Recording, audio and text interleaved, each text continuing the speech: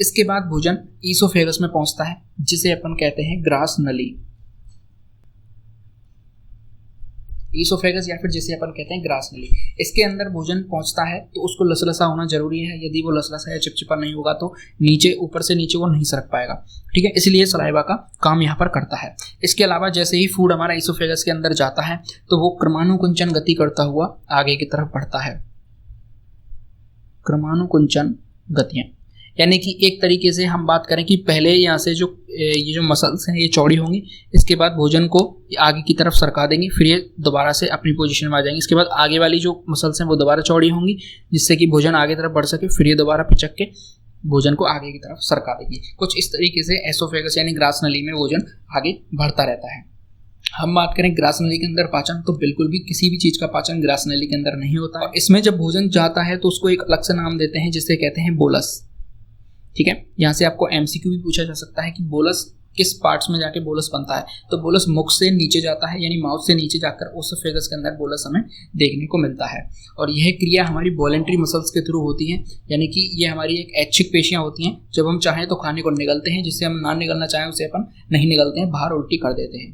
तो ये पाचन हो जाता है आपका ग्रास नली के अंदर। इसमें किसी भी तरीके का पाचन नहीं होता, सिर्फ भोजन आपका माउथ से लेकर उसको स्टमक तक पहुंचाया जाता है।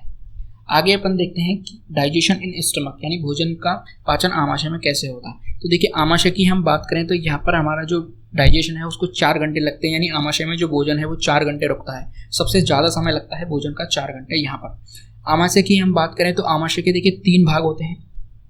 3 भाग कौन कौन से हैं? सबसे ऊपर वाला भाग होता है जिसे अपन कार्डियक कहते हैं, दूसरा भाग होता है जिसे अपन फंडस या फिर फंडिक कहते हैं, और तीसरा भाग होता है जिसे अपन पाइलोरिक या फिर पाइलोरस कहते हैं, ठीक है। इस 3 तरीके के पार्ट्स होते हैं, मैं आपको बता देता हूँ। देखिए कार्डियक भाग क्योंकि ये हृदय के पास पाया जाता है इसलिए इसे कार्डियक भाग कहते हैं। फंडिक भाग इसे इसलिए कहते हैं क्योंकि ये फूला हुआ भाग है, ऊपर की तरफ से आप जैसे देख पा रहे हैं ये फूला हुआ भाग है, इसलिए इसे फंडिक भाग कह देते हैं।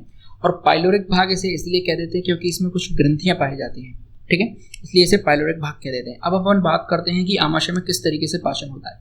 सबसे पहले अपन कार्डियक पार्ट की बात करते हैं। तो ये हम कहें आमाशय का सबसे ऊपरी पार्ट है। ये यहाँ पर आकर एसोफेगस आपकी ईसोफेगस आपकी जुड़ रही है, ठीक है। तो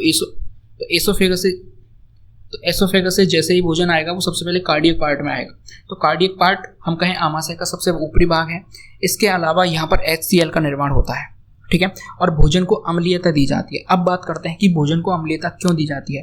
तो देखिए जब भोजन हमारा सबसे पहले माउथ के अंदर आया, अब माउथ के अंदर जैसे ही भोजन आएगा तो कुछ बैक्टीरिया थे जो भोजन के साथ आ गए थे, उनको हमारे लाइसोजाइम जो पाया जाता है उसने उसको डिस्ट्रॉय कर दिया। लेकिन कुछ बैक्टीरिया ऐसे होते हैं जो लाइसोजाइम से, या वायरस ऐसे होते हैं जो लाइसोजाइम से नष्ट नहीं हो पाते, तो उनको ये HCl खत्म कर देता है। इसके अलावा इस HCl का एक और काम है कि भोजन यदि अम्लीय होगा तो वो आसानी से पच जाता है। उसको कई पार्टिकल ऐसे होते हैं फूड पार्टिकल हमारे, जिनको तोड़ने के लिए, ब्रेक डाउन करने के लिए हमें HCl यानी अम्लीय माध्यम उनको देना पड़ता है।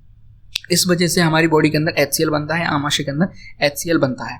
दूसरे की हम बात करें फंडिक की या फिर फंडस पार्ट की, तो ये फूला हुआ भाग होता है, ठीक है, और इसमें अपन कहें कांटेनुमा संरचना पाई जाती है जिसे रूजी कहते हैं, ठीक है, जिसे रूजी कहा जाता है, ठीक है। और ये भोजन को रोक के रखती हैं एक जगह पे, ठीक है, रोक के रखती हैं। इसके अलावा अपन बात करें पाइलोरिक भाग की, तो देखिए पाइलोरिक भाग क्या होता है कि इसमें ग्रंथियां पाई जाती हैं, कई प्रकार की ग्रंथियां, जैसे कि आपकी जो जठर रस है वो कहाँ से निकलता है, वो जठर ग्रंथि से निकलता है, ठीक है।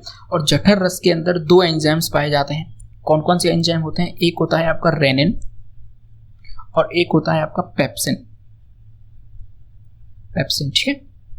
अब बात करते हैं अपन रेनिन और पेप्सिन की एक एक की। तो रेनिन जो एंजाइम है वो दूध को दही में बदलता है, दूध को किस में चेंज कर देता है? वो दही में चेंज कर देता है।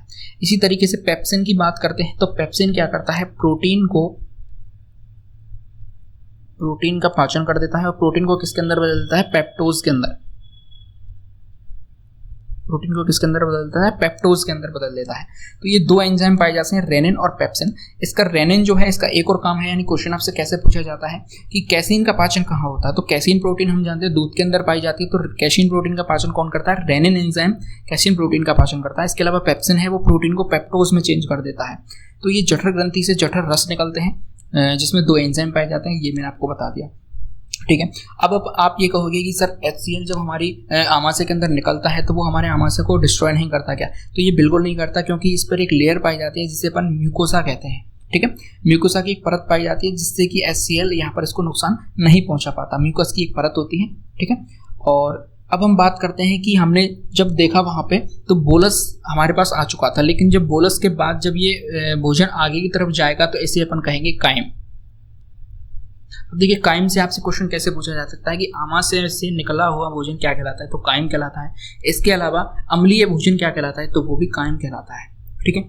अब देखिए एक चीज और मैं आपको यहाँ समझाता हूँ। देखिए अब यहाँ पर जैसे एसोफेगस से भोजन हमारा अंदर आ जाएगा, ठीक है। अंदर आने के बाद यहाँ पर उसमें HCl वगैरह मिल जाएंगे, रेनिन एंजाइम जो भी इसमें मिल जाएंगे।